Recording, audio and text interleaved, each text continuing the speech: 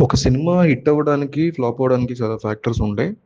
అయితే 'మా ఇంటి బంగారం' సినిమా చూసినప్పుడు నాకు ఏమనిపించిందంటే, ఫ్యామిలీ ఆడియన్స్‌ని కనెక్ట్ చేసి ఒక బిగ్ ఫ్యాక్టర్‌ని వీళ్ళు చాలా జాగ్రత్తగా ప్లాన్ చేశారు సినిమాలో.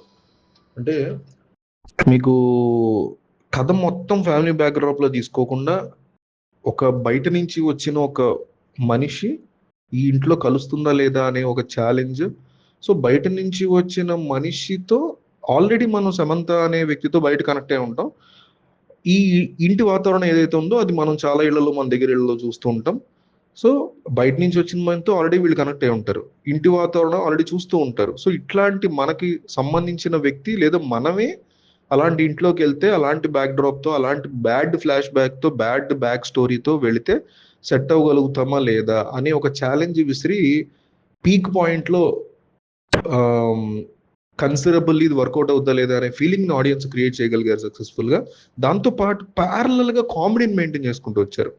ఫస్ట్ హాఫ్ గాని, సెకండ్ హాఫ్ గాని ఆహ్, కేవలం ఫస్ట్ హాఫ్‌లో మాత్రమే కాకుండా సెకండ్ హాఫ్‌లో కూడా సమంత యొక్క ఫ్రెండ్ మంజులాని అంటే సినిమాలో పేరు కిరణ్మయి అమ్మాయిది. బయట మంజుల. సో, ఆ అమ్మాయిని రీల్స్ ద్వారా ఫేమస్ అయింది. ఆ అమ్మాయి ఇన్‌స్టాగ్రామ్ రీల్స్ ద్వారా. ఆ అమ్మాయిని చాలా జాగ్రత్తగా ఆ క్యారెక్టర్‌ని రాసుకొచ్చి వంటలు కావచ్చు అంటే ఒక పరిధి దాటకుండా పెట్టారు ఆ క్యారెక్టర్. టూ మచ్ ఇంట్రూవ్ అయిపోకుండా కథలోకి. అట్లాగని బయట వ్యక్తిలా కాకుండా ఒక ఫ్రెండ్ ఎంతవరకు ఉంటాడు అనే దాన్ని కరెక్ట్‌గా డిజైన్ చేసుకొని ఆ క్యారెక్టర్‌ని పెట్టడం వల్ల అందులోంచి కామెడీ పుట్టడం వల్ల ఈ అమ్మాయి రాకముందు కూడా సినిమాలో కామెడీ ఉంది మళ్ళీ. సమంత క్యారెక్టర్‌తోనే సమంత ఇంక్లూడ్ అవుతుందా లేదా వీళ్ళతో శ్రీముఖి ఎట్లా డామినేట్ చేయగలుగుతుంది అవన్నీ చేయగలిగారు. ఈ సినిమాకి బిగ్గెస్ట్ యాసెట్ నేను రివ్యూ వీడియోలో చెప్పడం మర్చిపోయాను.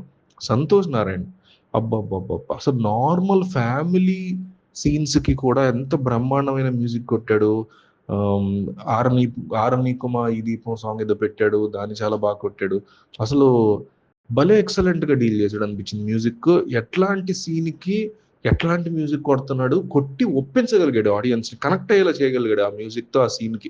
ఇప్పుడు క్లైమాక్స్‌లో వచ్చే ఆ యాక్షన్ ఎపిసోడ్స్‌లో కనెక్ట్ చేయగలిగాడు. సేమ్ టైమ్ స్టార్టింగ్‌లో వచ్చే ట్రెడిషనల్ ఎపిసోడ్స్‌లో కూడా తన మ్యూజిక్ మార్క్‌తో మ్యాచ్ చేయగలిగాడు. సేమ్ టైమ్ కామెడీని టైంలో కూడా ఆ మ్యూజిక్‌తో మెప్పించగలిగాడు. సంతోష్ నారాయణ ఈ సినిమాకి second hero second lead person అని నేను ఫీల్ అవుతా. More than director I feel after Samantha Santosh Narayana should get high level of credit for this movie. అందుకే నేను రాజ్‌ని గాని, ఇక్కడ నందిని రెడ్డిని గాని వెనక్కి పెట్టేసి సంతోష్ నారాయణనే ముందు పెడుతున్నాను సమంత తర్వాత. సో, ఇది నాకు అనిపించింది. సో, ఈ సీన్, ఆ సీన్ అని కాదు. బ్యాక్ స్టోరీ పక్కన పెట్టేస్తే సెకండ్ హాఫ్ కాస్త చాలా వరకు ఫ్లాట్ అనిపించింది. అవన్నీ పక్కన పెట్టేస్తే క్లైమాక్స్‌లో ఏదైతే విధ్వంసం జరగబోతోంది ఇంట్లో అనే ఫీల్‌ని క్రియేట్ చేశాడో ఆఫ్‌కోర్స్ లోకేష్ మా లోకేష్ కనకరాజు 'ఖైదీ' నుంచి ఆబ్వియస్‌లీ ఆ సీన్ లేపేశారని అర్థమవుతుంది. బట్ అదే లోకేష్ కనకరాజు 'ఖైదీలో' ఒక ఫ్యామిలీ ఉంటే ఎట్లా ఉంటుందనే కాన్సెప్ట్‌తో రాసుకున్నారు.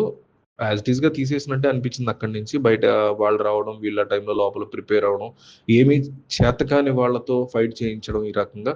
ఇవన్నీ 100% అది లోకేష్ కనగరాజు లాగా ఇతను తీయలేకపోయినా రాజ్ గాని, నందిని గాని సంతోష్ నారాయణ కూడా అనిరుద్‌లాగా ఇవ్వలేకపోయినా చాలా వరకు ఆహ్, రిలేటబుల్ థింగ్స్‌ని డీల్ చేశారు. 10 ఏళ్ళు అయినట్టుందిగా 'ఖైదీ' వచ్చి జనం కూడా పెద్దగా మర్చిపోయారు దాన్ని. ఈ సినిమా చూసిన తర్వాత బయట వాళ్ళతో, ఫ్రెండ్స్‌తో, ఫ్యామిలీతోనే మాట్లాడుతున్నప్పుడు ఇది 'ఖైదీలోంచి' తీసుకున్నట్టే ఉంది కదా! యాజ్ ఇట్ ఈజ్ అంటే 'ఖైదీ' ఇలానా ఏ సీన్ అని వాళ్ళు ఆలోచిస్తున్నారు.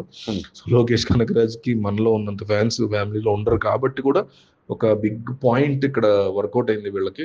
సో, ఆన్ ఏ హోల్ క్లైమాక్స్‌లో సమంత వీళ్ళందరితో ఫైట్ చేయించడం కోసం ఆయుధాలను సిద్ధం చేయడం, వాళ్ళలో వాళ్ళు ఈ అమ్మాయిని యాక్సెప్ట్ చేయడం అదే టైంలో ఈ కాన్సెప్ట్‌లో సినిమా వర్కౌట్ అయిందన్నట్టు నాకనిపించింది. సో, మీకేమనిపించింది కామెంట్ చేయండి.